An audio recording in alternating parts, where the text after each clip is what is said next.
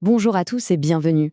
Aujourd'hui, on va parler d'un sujet qui touche beaucoup de monde, ce décalage, ce fossé immense entre une langue magnifique et ancienne, l'ourdou, et notre monde tout numérique. C'est l'histoire d'un combat pour exister à l'ère des écrans. Si on a déjà essayé d'écrire en ourdou sur un téléphone ou un ordinateur, on connaît cette galère. C'est une question que beaucoup de gens se posent, surtout dans la diaspora pakistanaise. Comment une chose aussi simple dans d'autres langues peut devenir un vrai parcours du combattant en ourdou? Eh bien, c'est ce qu'on va voir ensemble. Alors, allons droit au but. Le problème, ce n'est pas la langue, absolument pas. Le souci, c'est que la technologie, telle qu'on la connaît, n'a tout simplement pas été pensée pour une écriture comme celle de l'ourdou. Cette phrase, elle est capitale. Elle renverse complètement notre façon de voir les choses. On a souvent entendu que l'ourdou était trop complexe pour la technologie. Mais la vérité, c'est l'inverse. C'est la technologie qui n'est pas à la hauteur de l'ourdou. Ce n'est pas un échec de la langue, c'est un échec de conception de nos outils. Et cet échec, attention, ce n'est pas juste un accident de parcours, ce ne sont pas des petits bugs par-ci par-là. Non, on parle de barrières systémiques, d'un manque de considération globale qui rend l'expérience de l'ourdou en ligne vraiment décourageante. Pensez-y un instant. Excel, un logiciel de base utilisé par des millions de personnes pour le travail, pour les études, eh bien, il ignore complètement l'ourdou. C'est un exemple parfait de cette exclusion silencieuse, mais bien réelle.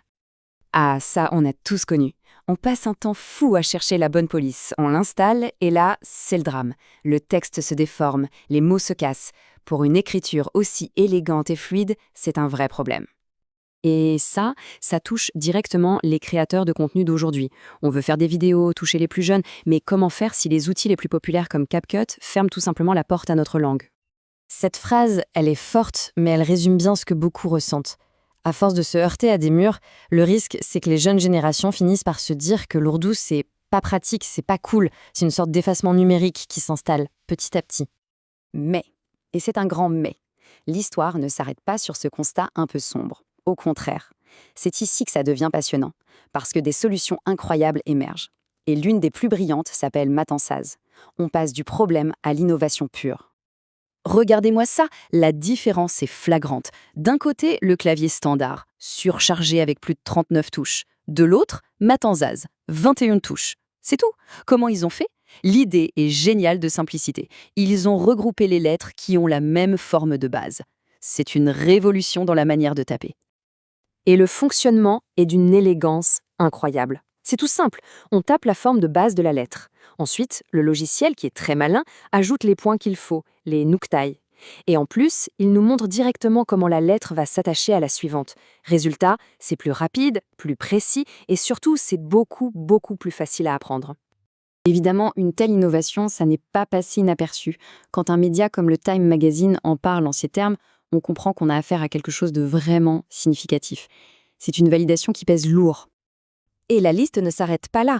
Le MIT, Harvard, des publications de premier plan au Pakistan comme l'Express Tribune, tout le monde a salué le projet.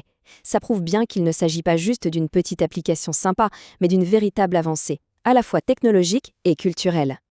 Maintenant, on passe à l'étape supérieure. Parce que l'équipe derrière Matansaz a compris quelque chose de fondamental. Pour vraiment changer les choses, un clavier ne suffit pas. Il faut donner à toute la communauté les outils pour construire à son tour. Voici Maxan. C'est quoi? En gros, c'est une gigantesque base de données de texte en ourdou. C'est la matière première.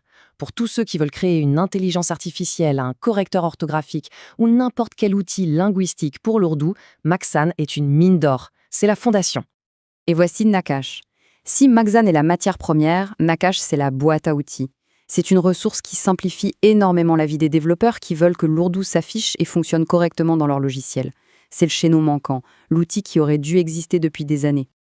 Et le point le plus important de tout ça, c'est que ces deux outils sont open source. Ça veut dire quoi? Ça veut dire qu'ils sont libres, gratuits, accessibles à tous.